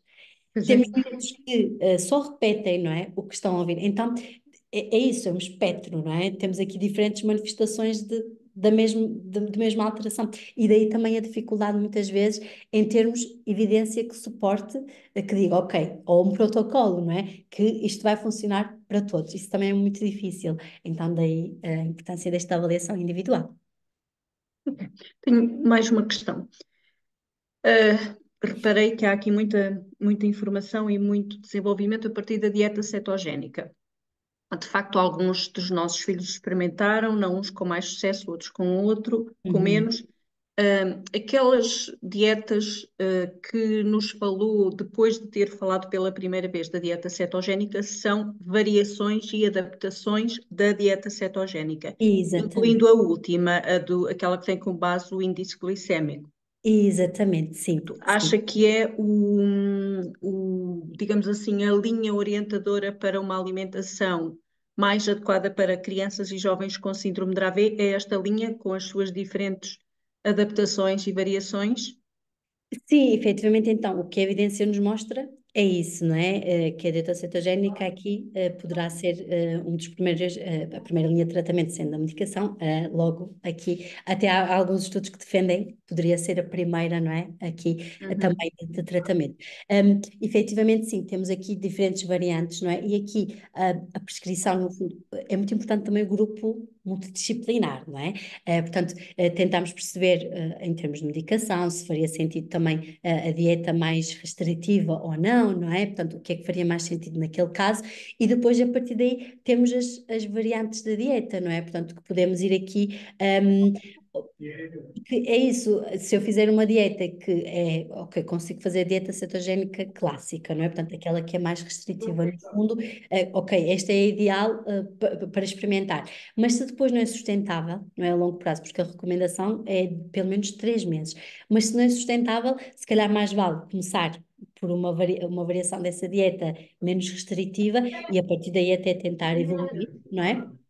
Mas, efetivamente, quando nós estamos a falar destas questões de neurodesenvolvimento, não é? Nutrição assim cerebral, sabemos os benefícios de uma dieta mais rica aqui ao nível de gorduras, mas não também de qualquer gordura, não é? De um tipo de gordura mais adequado também, porque quando estamos a falar da dieta assim, da dieta cetogénica, mesmo se formos a ver, não é? Estamos a falar muito, por exemplo, de natas, não é? Que são alimentos com uma quantidade de gordura saturada muito grande. Portanto, daí também haver esta questão, por exemplo, relacionado com colesterol e tudo mais. Portanto, há estes alimentos que são bastante ricos em alguns tipos de gordura que são menos interessantes. Então, se, por exemplo, eu tiver um miúdo que poderá ter uma reação alimentar, vamos dizer, ao leite, não é?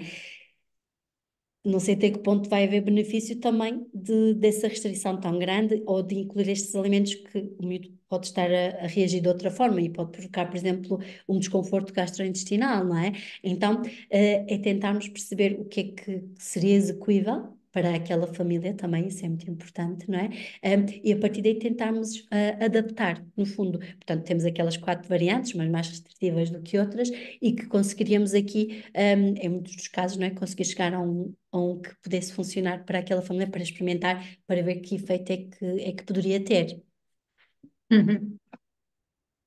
Ok, Sim. obrigada. Obrigada eu pelas questões. Espero que tenha sido então claro. Eu tentei falar assim devagarinho, tentar não soar muito, mas efetivamente são assim várias áreas diferentes que aqui abordamos, não é? Portanto, se tiver assim, entretanto, também surgido de que falámos aqui, estejam à vontade. Ok. Se me permitem também, não é que seja assim nenhuma pergunta direta, mas é também, no fundo, um bocado partilhar a nossa história. Pronto, como a doutora sabe, nós já somos seguidos pela clínica há mais de 2 anos, e muito recentemente Nós anualmente fazemos um estudo à Maiara neurológico, que é feito em Lisboa, e recentemente fizemos uma reavaliação, e esse estudo já foi partilhado com a doutora, com a clínica, e aquilo que conseguimos perceber, aquilo é um estudo neurológico, e aquilo que é-nos apresentado através de um gráfico colorido, em que nós conseguimos perceber ali a nível cerebral, através de cores, os processos inflamatórios. E nós temos um antes da Maiara e temos um depois. E é incrível, o depois, Maiara não tem processos inflamatórios. Ou seja, isto nós sabemos que os processos inflamatórios, como já aqui foi explicado, também derivam muito pelos açúcares e por essa falta de cuidado alimentar. Um, e quando se falou e bem, a nutrição não é tudo, mas eu considero que é extremamente importante. Se para nós já é, muito mais para as nossas crianças, e continuo a dizer que não é de todo, às vezes, exagerar-se quando se fala neste tema da alimentação. E eu acho que às vezes é mesmo falta, às vezes, de informação, porque a alimentação, de facto, revela ser extremamente fundamental no nosso bem-estar. E desde que nós seguimos, porque nós seguimos, de facto, este plano da doutora à letra, e ela é acompanhada regularmente e faz análises regularmente, ajustamos o plano com alguma frequência, claro, através depois desse estudo, e inclusive a importância de controlarmos o peso das nossas crianças, porque obviamente uma criança que esteja acima ou abaixo do peso também terá consequências, e é uma coisa que pronto, a Maiara é seguida por uma equipa multidisciplinar, e quando os profissionais olham para a Maiara dizem, atenção que a Maiara está com peso a mais. Claro que nós aqui neste pormenor gostamos de ouvir a nutricionista, a doutora, e ela diz, não se preocupem que ela está bem, não sei dizer que mais. E isso é importante porque uma criança que estiver acima do peso, obviamente a medicação também terá que ser reajustada. E estas medicações que as nossas crianças tomam já são medicações, obviamente, que são indispensáveis, mas que já têm têm também na sua vertente alguns aspectos que não são tão benéficos para a saúde deles. E, portanto, quanto mais peso eles têm, também vamos ter que aumentar essa medicação. E curioso que a Maiara, já desde 2019, que não fazia nenhuma crise, nem nenhuma convulsão, e em agosto do ano passado teve uma pequena convulsão. E a conclusão a que chegamos é que, pronto, foi de certa forma algum descuido, se calhar, a Maiara já estava ali com a medicação um bocado desajustada. Ou seja, nós estávamos tão tranquilas com isto, com o estado dela, que ela estava a ganhar peso, e já havia necessidade de reajustar a medicação e não foi reajustada e provocou-lhe uma convulsão. Claro que depois foi discutido com a equipa e foi essa a conclusão que até chegamos. E desde aí que reajustamos a medicação, voltou tudo ao normal. Portanto, lá está, fala-se aqui nas diferentes dietas. Obviamente que eu também acho que não há uma dieta que seja única para todo mundo, não é? Cada um, todos nós somos diferentes e não há nada melhor do que um plano personalizado e acompanhado. Outra coisa que também aprendemos com a clínica foi a saber ler os rótulos dos alimentos quando vamos às compras, que também é extremamente importante isso. De facto, nós aprendemos muito nestas consultas com a doutora, e isso, lá está, o controlar o peso, saber ler rótulos quando vamos às compras, que é extremamente importante.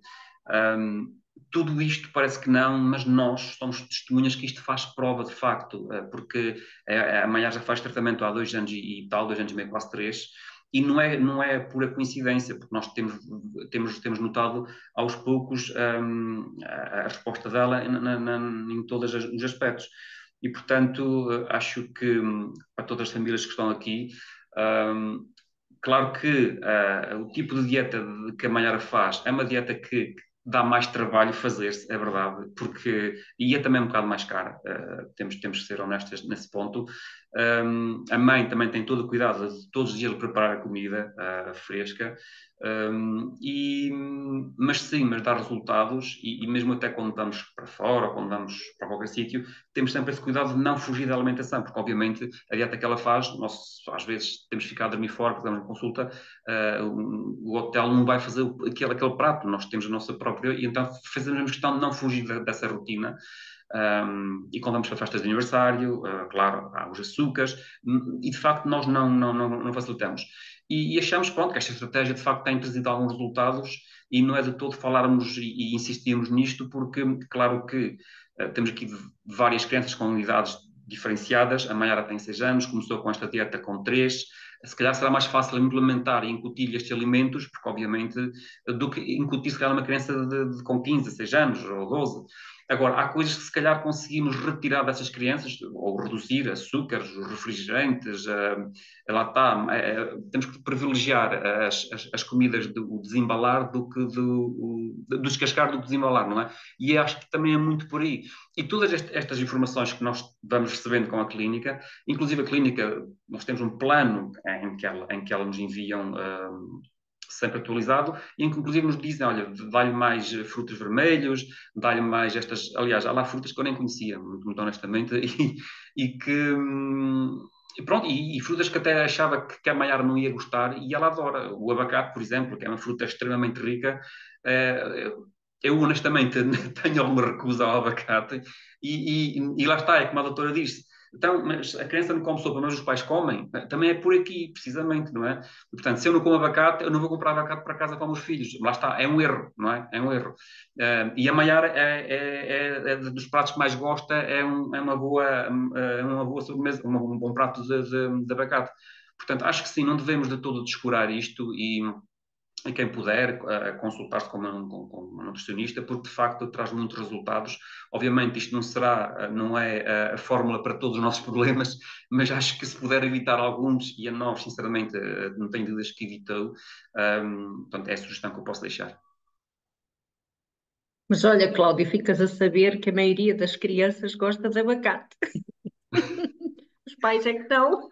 Depois, lá está, os pais é que acham que não gostarem, as crianças vão não gostar, mas é verdade, eu não gosto de abacate, é É verdade. mesmo muito Vou comum em vingar. consulta, por exemplo, eu propor, não é, uma sugestão, alguma coisa que se calhar, por exemplo, o abacate é muito comum, não faz se calhar tanto parte da nossa alimentação tradicional. E quando proponho um alimento e os pais vão dizer, ai, acho que ela não vai gostar. É muito comum, mas a criança ainda não provou, não é? E depois é muito normal, por exemplo, depois na consulta a seguir, quando voltam, ela aderiu mesmo muito bem, não é? Ocorreu mesmo muito bem. Então é isso, às vezes, por exemplo, se eu der a uma criança, não é? Por exemplo, não gosto de abacate, não é? Vou dar na introdução alimentar à criança o abacate, tipo, olha, pega, não é? Ou fazer, tipo, por exemplo, isto aqui são sinais que damos à criança. Portanto, o que é que, por exemplo, numa consulta de introdução alimentar, o que é que eu coloco no plano?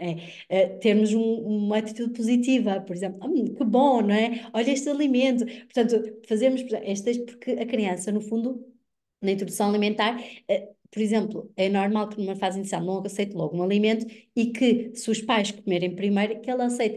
É inato, é uma forma de segurança, de sobrevivência, não é? A criança pensa, ok, se o meu cuidador, não é? Aquela pessoa principal que eu tenho de confiança, ela come este alimento, então é seguro também para eu comer. Então, isso, por exemplo, na introdução alimentar é muito giro, não é? Elas numa fase inicial até se calhar não querem assim, depois quando são os pais a dar ou depois eles comerem, eles já aceitarem. Então essa parte é mesmo muito, muito importante, nós também sermos entusiastas no fundo, não é? Quando estamos a oferecer esses alimentos que nós até podemos não adorar, mas nessa altura mostrar mais positivismo, vá assim, para ser também mais fácil esse processo, não é? E relativamente à parte também da leitura dos rótulos, não chegámos a falar, mas se quiserem até numa próxima, não é? Poderá ser só um tema sobre isso, porque efetivamente há muita coisa aqui a explorar, mas de uma forma assim muito simples, uma coisa que vos posso deixar muitas vezes o que nós vamos ver quando vamos ver um alimento, não é? É a tabela nutricional, portanto aquela tabela que diz as calorias e tudo mais. Mas o que eu vou ver quando estou a comprar um produto é a lista de ingredientes, que todos os produtos é obrigatório ter, a não ser que, por exemplo, seja uma maçã, não é? Uma maçã não é obrigatório que tenha lista de ingredientes, porque é só não tem ingredientes. Então, ver sempre a lista de ingredientes. E a lista de ingredientes vai estar sempre por ordem decrescente, portanto, quer dizer que o que eu tiver em primeiro lugar vai ser o que aquele alimento tem a maior quantidade. Então, se eu tiver um alimento com um dos primeiros ingredientes é o açúcar, já não é uma boa escolha, não é? Por exemplo, se eu estiver a falar de uma gordura, não é? Um óleo de coco, como é, vai ter em primeiro lugar esse ingrediente. Mas se eu estou a falar de de uma bolacha, algum alimento assim embalado, não é? Em que lá está, um dos primeiros ingredientes é o açúcar, e o açúcar aqui pode ter muitos nomes diferentes. Tudo que acaba em ose, no fundo, frutose, por exemplo, sacarose, que a frutose não é a mesma coisa que temos a frutose das nossas frutas, sacarose, portanto, xarope de glucose, por exemplo, tudo isso são outras formas de açúcar. Existem aqui muitos nomes diferentes para a mesma coisa, não é? E às vezes num produto temos quatro, cinco formas de açúcar diferente. É muito comum, por exemplo, em cereais de pequeno almoço ou assim, não é? Ou bolachas, termos num alimento diferentes tipos de açúcar. Então, a minha sugestão seria começar a ler, não é? As listas de ingredientes. Quanto mais extenso for, já poderá ser um indicador de que não é um bom alimento, não é? E se um dos primeiros ingredientes for também açúcar, também, em princípio, não será um bom alimento. E se houver muitos nomes assim esquisitos, não é? Há alguns que é ok, por exemplo, ácido cítrico, é vitamina C e serve muitas vezes para conservar. Um nome que pode ser assim até mais estranho, mas é ok. Então, ou, por exemplo, alfa-tocoferol, que é para vitamina E, também é normal. Mas, por exemplo, açúcar invertido, não é? Como assim? Aí já poderá ser assim um nome que é mais estranho e que podemos ficar, ok, se calhar isto não é muito adequado. Mesmo quando estamos a falar de produtos que são biológicas ou que sem glúten, não é? Que são promovidos como mais saudáveis, muitas vezes estes produtos também são muito processados e que a lista de ingredientes acaba por ser também muito pouco simpática. Então, esta regra lá está, de desembalar menos e descascar mais, é sempre uma forma mais fácil, porque se eu tiver boa fruta, um legume, não é? Um cereal mais integrado, sei que é só aquele o seu ingrediente, ou se não tiver lista de ingredientes, também é bom sinal, não é? Portanto, não há ali mistura de outras coisas. Portanto, isso pode ser assim o básico, vá, para também aqui vos orientar nesta parte, espero. Como é que fazemos o estudo da neuroinflamação? Já agora, qual é o exame? Fiquei curiosa, não tenho ideia. O Cláudio referiu, disseste que a Maiara faz, não é? Qual é o exame? Cláudio ou alguém que me possa responder? Aquilo, no fundo, é colocado uma espécie de uma rede com uma série. Isto vai ser mais prático. Com É, elétrodos. sim, e depois aquilo está ligado a um computador em que faz a Maiara é estimulada através de diversos estímulos, pode ser a voz da mãe, do pai, um brinquedo, e aquilo vai dando várias respostas a nível cerebral, que depois transcreve aquilo para um sistema e que faz a leitura, que depois é comparada com vários parâmetros, e isso depois dá os resultados que a criança possa dar. Isso foi interessante para nós porque, de facto, e há pouco também se falou das mitocôndrias, porque, de facto, aquilo permite-nos obter uma informação muito abrangente do sistema, da parte neurológica toda. E saber até, inclusive, qual a parte é que a Maiara tem mais ativa, menos ativa, porque, como eu disse, a Maiara tem síndrome de Dravet, mas também tem paralisia cerebral, que também é um quadro diferente das outras crianças de síndrome de Dravet. E por isso também temos muito mais, se calhar, cuidados com ela por causa disso tudo. Mas esse estudo permite-nos perceber isso até, e também a partir daí trabalhar áreas que, por isso é que nós temos uma equipa multidisciplinar inclusive até foi a doutora Daniela Seabra que nos passou para a doutora Manuela Quintas, que faz esse estudo e que, pronto, e que depois cruzam informação e adotam então aí uma estratégia para malhar. Obviamente, desde que começamos na clínica da doutora Daniela, o plano foi sendo alterado. Tivemos que se dizer há pouco, claro que a Mayara faz suplementos, faz muitos suplementos, porque também tem essa necessidade. E é constantemente adaptada. E, portanto, esse estudo, não sei se na zona, na outra parte do país, não sei onde é que fazemos, com certeza farão. Se nós fazemos em Lisboa, possivelmente, não sei se a doutora sabe, mas aqui, se calhar, noutras zonas poderão fazer, não sei, não faço a menor ideia. Há alguns sítios, efetivamente, por exemplo, mesmo no Porto ou assim, só que a forma como a doutora Manuela trabalha e que depois também nos dá a informação, não é? E de forma a adaptarmos também ao plano, efetivamente só conhecemos assim a doutora Manuela Quintas que trabalha assim mais dessa forma mais específica, sim. E normalmente a avaliação é feita, não é, em Lisboa, e depois o neurofeedback depois também com menos frequência, portanto há essa facilidade, mas sim, às vezes poderá exigir viagens, não é, dependendo de onde é que vivem e tudo mais, ou normalmente a primeira avaliação é um fim de semana, não é, inteira, então pode, mas sim, os resultados que temos, lá está, este equipamento multidisciplinar, não é, todo o conjunto é muito bom mesmo.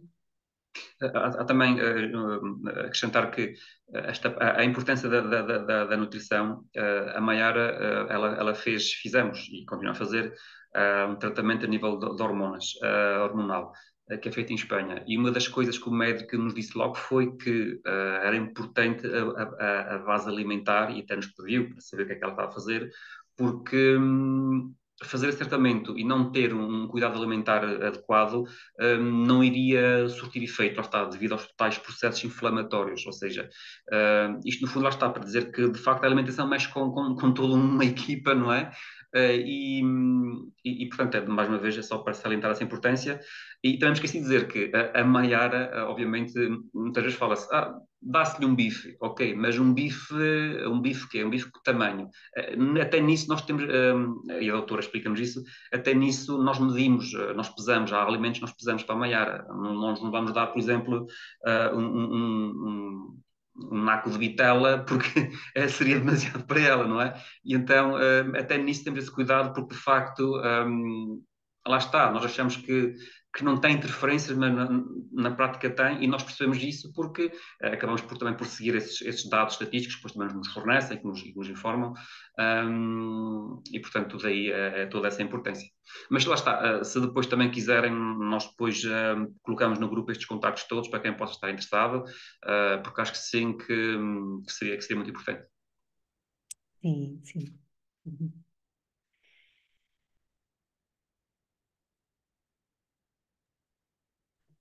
Se alguém tiver mais alguma pergunta, aproveitem agora. E já agora fica aí essa sugestão, e acho que será bem aceito, de voltar a ter um webinar sobre a leitura dos rótulos, porque é verdade que os rótulos enganam muito, sim, sim.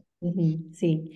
Se fizer sentido, acho que é uma parte bastante importante. Todos compramos, não é? Acabamos por a comprar coisas no supermercado e que eu vejo muitas vezes confusão. Por exemplo, no outro dia tive em consulta uma mãe que tinha trazido até algumas embalagens para analisarmos em conjunto, não é? Porque ela dizia, eu vi este produto que dizia que era sem açúcar, mas depois eu vou ver a tabela nutricional, diz hidratos de carbono dos quais açúcares, não é? E então ficava confuso. E é isso, portanto, não é uma informação, efetivamente, que nós aprendemos, não é? Há os semáforos nutricionais, não é? Em muitas embalagens, mas que também podem induzir um bocadinho em erro. Por exemplo, quando estamos a falar de um azeite, não é? É um tipo de gordura preferencial para utilizarmos aqui para cozinhar e tudo mais. Mas que no semáforo nutricional vai estar a vermelho, porque tem uma quantidade de gordura muito grande, não é? Mas efetivamente é o único ingrediente, é gordura. Então acho que o semáforo nutricional induz um bocadinho em erro. Por exemplo, eu lembro-me de há pouco tempo também fazer uma apresentação e falei nesta parte dos rótulos e, por exemplo, o exemplo que eu coloquei, a comparação foi a Coca-Cola, que o semáforo nutricional é toda verde, porque não tem gordura, não é? Em termos de se for a versão light, também não tem açúcar, tem adoçantes, não é? Mas na tabela nutricional está a zero, não é? Tudo isso. Então, o azeite estava com o semáforo nutricional vermelho e enquanto que uma Coca-Cola, por exemplo, estava com tudo verde, não é? Então, isto pode introduzir, não é em todos os alimentos, não é? Mas em muitos casos pode induzir um bocadinho em erro. Daí, então, a importância de saber ler os rótulos e tentar conseguirmos perceber o que é que está lá, não é? Essa parte acho que é muito interessante também. Eu acho que considero que quem desenvolveu esses rótulos deve ter sido a Coca-Cola. Uma questão de marketing. Pois, exatamente. É porque, efetivamente, quando eu estava à procura de exemplos, não é, para comparar, quando eu vi, eu disse, este é o exemplo perfeito, não é? Porque, pronto, de uma forma geral, sabemos que não é nem considero um alimento, não é um produto alimentar aqui que não é muito interessante, mas efetivamente tinha o semáforo todo verde, não é? Enquanto que outros alimentos mais interessantes tinham alguns vermelhos.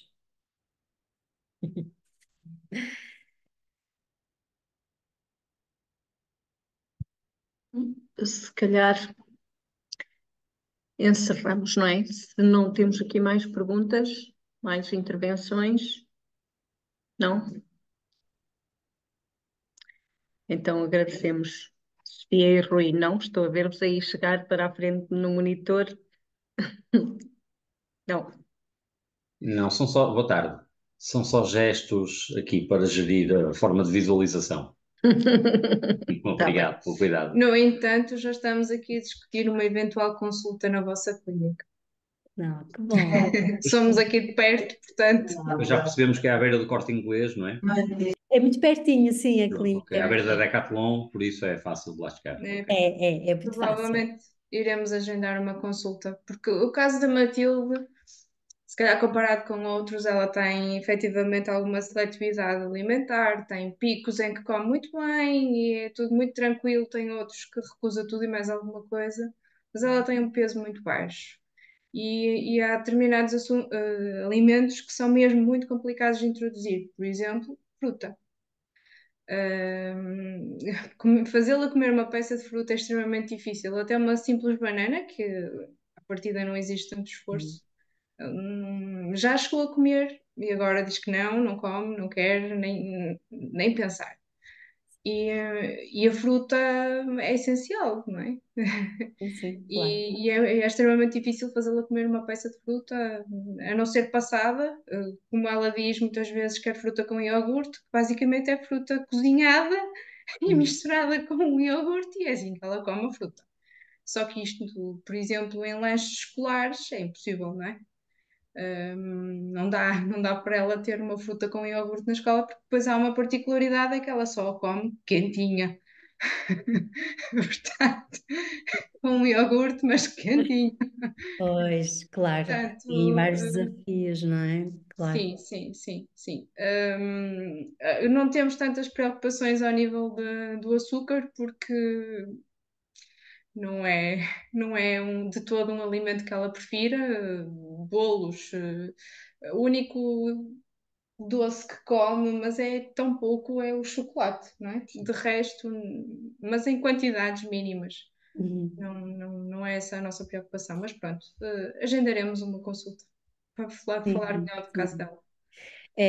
Nessa parte também assim, não é? Um bocadinho da seletividade alimentar também. Por exemplo, não sei se é o caso também da Matilde, mas às vezes é muito mais fácil que eles, não é? Aceitem uma bolacha, por exemplo, do que uma fruta. Porquê? Porque há o inexpectável, o não esperar, não é? Com a fruta que é. Por exemplo, a banana. Eu posso ter uma banana que comi hoje que é mais doce e molinha, não é? Amanhã é um bocadinho mais dura, se calhar tem uma parte assim um bocadinho mais amarga. Depois, como no dia está mais castanha, no outro dia está mais amarela, então eu não sei muito bem o que esperar da fruta, não é? Então, por exemplo, se estiver assim misturada com outras coisas, não é? E assim, se Sim, calhar, no caso ela até aceita, mas temos miúdos que nem sequer, nem em puré, nem de forma alguma comem fruta, não é? E muitas vezes está relacionado com essa parte de a bolacha sabe sempre igual, tem sempre a mesma cor, o mesmo formato, a mesma textura, não é? É muito mais fácil da criança aceitar do que, por exemplo, uma fruta que vem hoje de uma forma, amanhã de outra, não é? Hoje de uma cor, amanhã de outra, e que não sabe muito bem o que esperar, não é? Também é muito comum isso sim, acontecer. sim, sim, mas a Matilde nem bolachas com. Pois, certo, Portanto, certo. às vezes custa-me um bocadinho, mas pronto, eu acho que as pessoas já começam a conhecê-la bem, mas ela não leva lanche às vezes. Não vale a pena, dá para perceber pela reação dela que não vai valer a pena. Tudo Uhum, aquilo que ela levar na lancheira vai regressar para casa. certo. Portanto, ela não come. Certo, certo, sim, aí é importante, então, se já temos também essa questão do peso, não é? Para ir Sim, avaliando sim, aí sim. E se são vai muitas horas necessitar sem comer, mas a complementar. verdade é que ela não come. Não adianta. Podemos experimentar o que quisermos, podemos ir ao supermercado e fazê-la escolher o que ela quer levar. A maior parte das vezes gastamos dinheiro, Pois, porque ela até escolhe, não é? Mas depois mas não depois não come, come. claro. Escolhe com base no rótulo. Se Sim, estiver Pois, bonecada, quer, mas depois acaba por não comer.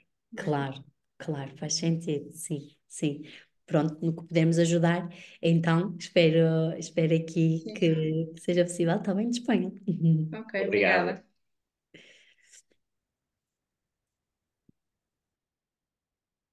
Pronto, então agradecemos Agradecemos este contributo tão importante, estas questões que nos foram aqui levantadas, tópicos para reflexão. Se de facto, Cláudio, depois conseguires ter acesso à informação da doutora Ságua e pudermos partilhá-la com as restantes famílias, ótimo. A doutora Ságua disse que poderia disponibilizá-la, não foi? Esta sessão, de qualquer forma, foi gravada para disponibilizarmos no grupo de famílias. Portanto, é sempre uma oportunidade. Pronto, este continua efetivamente a ser um tema que nos preocupa. Tivemos aqui algumas deixas de assuntos que devemos continuar a explorar, como a ligação entre o funcionamento dos intestinos e o cérebro, não é? Que nós sabemos que é um assunto ainda em estudo e desenvolvimento, mas que é muito interessante. E pronto, continuaremos nesta linha. O objetivo destes webinars é sempre o de proporcionar informação às famílias, capacitá-las, ajudá-las a escolher as melhores ferramentas e as melhores opções para continuarmos a tratar os filhos e os parentes com síndrome de Dravet. Muito obrigada, doutora Ságua, obrigada à vossa Sofia, clínica, obrigada a todos. Diz, Rui. Sofia, posso só Sim. partilhar uma coisa, um bocadinho em paralelo, não tem propriamente a ver com isto, mas tem a ver com a doença em si. E Sim. eu estou a entrar agora, não é? Penso, conhecemos em Beja, e que queria transmitir-vos isto. Eu leciono, tenho outra profissão principal, mas leciono aqui na Escola Superior de Saúde do Porto, do Politécnico do Porto, e leciono a minha área, que é a Sociologia, portanto não tem a ver com a área da saúde. Mas como, desde que estou com a Sofia, tenho agora conhecimento, um bocadinho mais conhecimento da doença, e tenho a doença em casa, e tenho essa autonomia na Escola Superior de Saúde, acabo por, à medida que vou dando as aulas, e numa relação que eu faço entre a Sociologia e a terapia ocupacional, porque eu dou aulas para futuros terapeutas ocupacionais, acabo por tocar no caso da Matilde. De resto, ainda hoje, foi a primeira vez que aconteceu, eventualmente poderá ser a única, mas ainda hoje estivemos com uma estudante, marcamos um encontro com ela lá na escola, para ela conhecer a Matilde, porque a própria estudante tem também alguns problemas de saúde e acabou por se interessar mais e fez em gosto em conhecer a Matilde.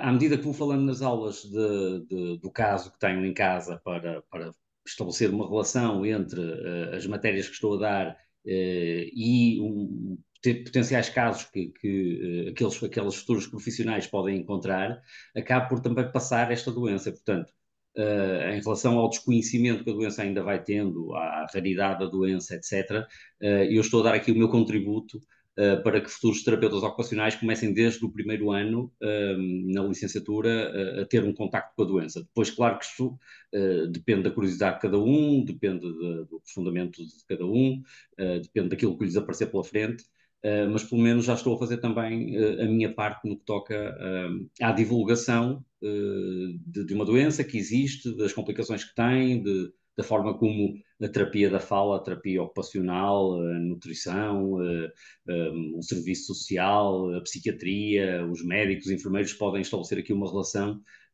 multidisciplinar, de trabalho em parceria, trabalho em rede, em prol da doença, porque toda a gente ganham as pessoas que têm esta síndrome e ganham naturalmente os profissionais, porque podem também desenvolver um trabalho mais aperfeiçoado em prol da doença e em prol das crianças, dos jovens que têm este problema. Portanto, queria transmitir-vos isto para vos deixar também a mensagem de que aqui no Porto se está a passar também isto, a falar disto no ensino superior. Boa, boa, excelente. É isso mesmo. O que tentamos é que cada família, no lugar onde está, vá contribuindo para disseminar informação, partilhar, pôr profissionais das diferentes áreas em contacto, e sabemos que há áreas geográficas mesmo, em que é mais fácil fazer isso e noutras mais difícil, mas é exatamente isso que queremos, tendo que terapeutas ocupacionais vão de certeza absoluta passar pela vida de crianças e jovens com síndrome de Dravet, não é? Porque é uma área em que eles precisam muito sempre de trabalho, de apoio. Boa, excelente, Rui. Muito bem, mais algum comentário? Não, Então vamos encerrar a sessão. Muito obrigada a todos. obrigada. Votos de um bom fim de semana para todos, um resto de bom fim de semana e até até ao nosso próximo encontro. Doutora Sagna, muito obrigada. Muito obrigada. Obrigada eu também mais uma vez pelo convite e espero então aqui já ter acrescentado, não é, mais uma outra coisa que pelo menos que vos possa ajudar no dia a dia. Qualquer questão depois então disponham. Muito obrigada, acrescentou sim. Obrigada. Obrigado, bom fim de semana. Deus. Adeus. Semana.